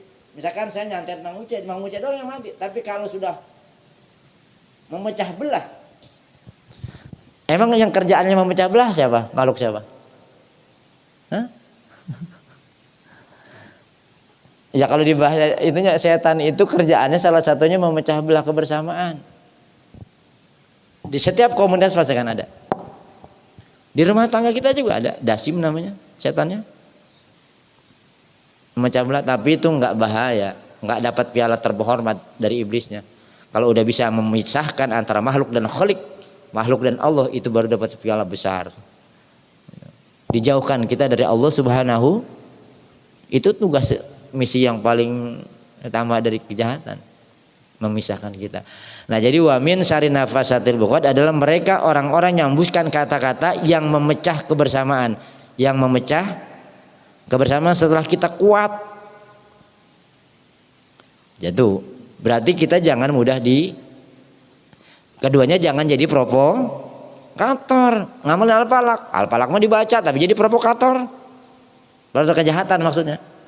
Satu, ini saya singkat aja. Yang kedua, wamin syari hasidin idza, dan dari kejahatan orang yang hasud apabila menghasud. Kalau untuk hasidnya mah pribadinya, tapi kalau udah hasud itu bahaya. Oh jangan ikutin itu mah begono, ini mah begini. Coba kejahatan. Dengki itu kejahatan yang luar biasa. Orang dengki itu bukan cuma memisahkan kita, bukan cuma menghancurkan usahanya, tapi juga membunuh orangnya kadang-kadang. Dihabisin. Maka ayat ini penting dibaca, dipahami, lalu jadi pengamalan. Berarti satu, kita mohon perlindungan kepada Allah dari kebodohan. Yaitu di sepertiga malam kita bangun ibadah kepada Allah Subhanahu. Mungkin kalau tiap malam kita nggak bisa. Minimal jangan sampai waktu malam kita habis hanya untuk tidur. Yang kedua, kita memperhatikan dari kejahatan manusia yang memang diciptakan oleh manusia mengikuti nafsunya, dan kita berarti jangan nurutin hawa nafsu kita. Mohon perlindungan kepada Allah bisa mengendalikan hawa nafsu kita. Itu kejahatan dalam Anas kemarin. Terus kejahatan malam ya malam situasi karena dironda secara syariatnya, kasih lampu dan segala macam. Kedua dari kegelapan hati dan pikiran. Jangan sampai gelap hati, gelap mata. Kemiskinan itu jangan sampai membuat kita gelap hati, gelap mata, akhirnya ngambil barang orang. Itu namanya gelap hati, gelap mata. Bahaya kalau udah gitu. Orang kalau udah kayak gitu susah, jahat banget lah. Kita jangan, terus jangan mudah dipecah belah. Makanya saya bilang ini, coba di Syafatul Ummah ketika ada sebuah persoalan dimusyawarahkan, ditabayunkan, diperjelas. Kalau baru katanya jangan langsung wong katanya. Kalau udah menyaksikan, kalau menyaksikan itu berarti melihat benar. Baru. Kalau baru katanya kata siapa? Karena ada gini. Iya itu kan muridnya bukan gurunya. Gurunya belum tentu sama dengan muridnya. Jangan gara-gara murid satu kita klaim gurunya. Beda. Kita tuh gampang menjas orang. Apalagi berangkat dari hati yang hasud. Hidup mah kita mau bener kayak apapun, kalau orang hasud sama kita nggak bakal baik.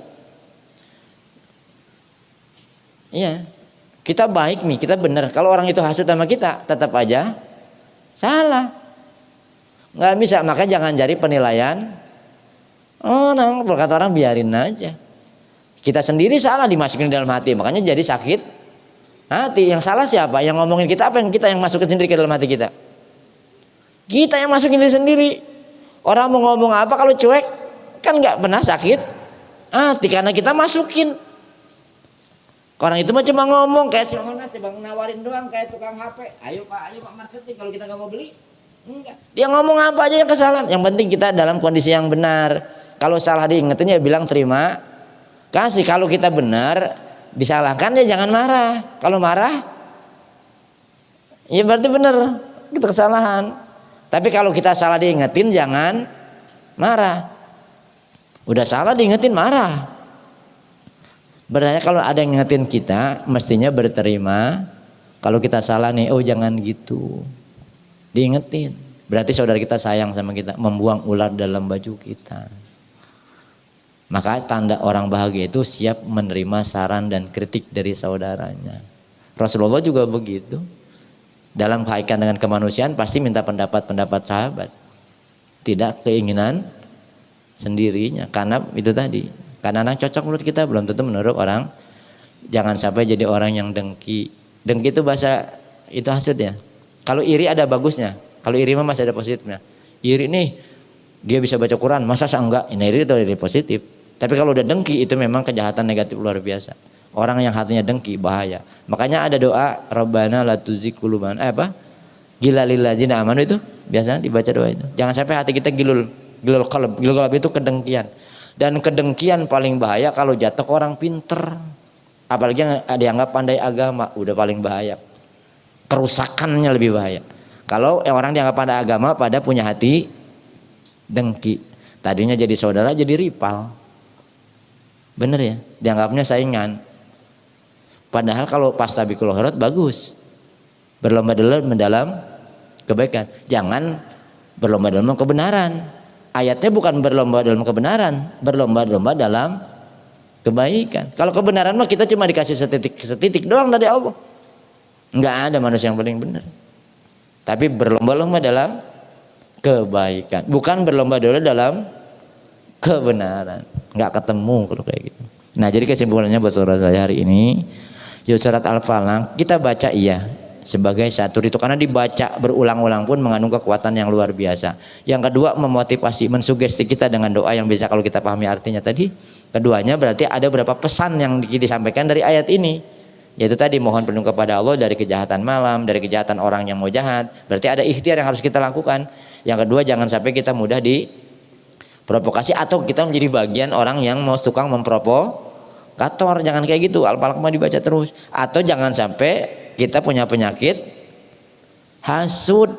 Udah gitu menghasud, itu bahaya banget. Udah dia hasud, sakit, menghasud orang lain. Berarti ini Al-Falaq penting ya untuk dibaca. Mudah-mudahan Allah jaga hati kita tidak terkena penyakit hasud. Jangan sampai lah, itu membahayakan. Memakan kebaikan seperti api memakan kayu, kebaikan kita akan habis dengan orang-orang yang punya hasud. Jadi buat kita ayat ini penting dibaca, penting dipahami, penting kita amalkan sehingga menjadi kekuatan. Ada manfaat besar sehingga ayat ini kita ngasih lampu di jalan, di tempat gelap, berarti manfaatnya ayat ini sudah terasa bagi orang lain gitu. Karena intinya semua ajaran agama kita esensinya daripada akhlak kita. Yuk watawasau bil haq watawasau bisabr. Al-haq itu Allah yang dimaksud. Berwasiat untuk diajak ke Allah, watawasau bisabr dalam kebenaran maksudnya. Tapi kalau jalanin bener kudu kebenaran mah ada godaannya banyak saya bilang, karena setan profesional yang digoda orang yang bener. Kalau orang yang salah ya nggak usah digoda, orang bagian dari dia. Ya mungkin ini ya buat teman-teman saudara saya, ini Pak RT minta doa. Alhamdulillah Pak RT mah beli motor. Hari ini kita dipotongin apa? Kambing apa teh? Syukuran, alhamdulillah. Ya doain lah mudah. Karena RT penting punya mobil, punya kendaraan, penting kita juga biar cepat. Insya ya mudahan motornya awet lah ya. Diajak ibadah. Yang punya kendaraan ajak ibadah, ajak ngaji. Yang punya motor ajak ngaji. Motor doain kita insya. Kalau motor mobil diajak ngaji mah awet insya. Yang penting dirawat. Awet yang penting dirawat. Iyalah diantepin gitu mah sama aja, badan kita juga perlu dirawat. Terus alhamdulillah Pak Yat juga udah bisa apa? Kumpul bersama lagi. Ya ada kebahagiaan yang kadang-kadang lama nggak ketemu karena kondisi tertentu. Akhirnya bisa ketemu lagi, alhamdulillah. Saya yakin ya itu kadang fisik harus berpisah tapi hati tetap menyatu, jauh di mata, dekat di di hati ya insya Allah. Terus kaitan nanti karena kita insya Allah pada Februari karena sudah di akhir Desember, udah Jumadil akhir, bener ya? Udah masuk Jumadil, mau masuk Jumadil akhir, berarti masuk bulan Rajab, terus Sya'ban, terus Ramadan. Insya Allah di awal Maret kita sudah masuk bulan suci Ramadan. Terus karena memang dalam acara tahunan, nanti buat teman-teman di musyawarah diobrolin, insya Allah milad tahun ini kita sesuai dengan rencana kita keluar. Ya ada acara keluar bersama-sama, itu silahkan dimusyawarahkan. Budgetnya berapa, itu silahkan dimusyawarahkan. Ambil kesepakatan yang tidak memberatkan. Saya yakin kalau bersama-sama mah nggak ada yang berat, insya. Ya semoga Allah kasih lancar ya buat acara miladnya, buat acara khusus buat nanti kita bertemu lagi dengan bulan suci Ramadan insyaallah. Hadis ini ya aku sallallahu bi al-Fatihah. Bismillahirrahmanirrahim. Alhamdulillahirabbil alamin. Arrahmanirrahim. Maliki yaumiddin. Iyyaka na'budu wa iyyaka nasta'in. Ihdinas siratal mustaqim. Shiratal ladzina an'amta 'alaihim ghairil maghdubi 'alaihim waladdallin. Rabbighfir lana wa liwalidayna amin. Mungkin ini yang bisa kita sampaikan, kurang lebihnya saya mohon maaf. Nanti kalau itu sambil diskusi saja, sambil santai ngopi, sambil santai sambil makan, mungkin ada disiapin makan. Sekali lagi dari saya lebih banyak kehilapan dan kekurangan. Yang punya waktu ikut ke Depsos, besok kajian saya ada di Depsos, kajian tasawuf insyaallah. Bagi yang punya waktu silahkan kalau menyusul di Depsos ya, besok pagi subuh. Mungkin ini sekali lagi mohon maaf atas segala kehilapan dan kekurangannya. Allahumma barik lana tarik. Wassalamualaikum warahmatullahi wabarakatuh. Demikian tadi rangkaian acara majelis kita di malam hari ini. Semoga kita semuanya mendapat barokahnya dan mudah-mudahan ilmu yang kita dapat menjadi ilmu yang manfaat. Amin ya rabbal alamin. Selaku pembawa acara kami mohon maaf atas besar-besarnya. Assalamualaikum warahmatullahi wabarakatuh.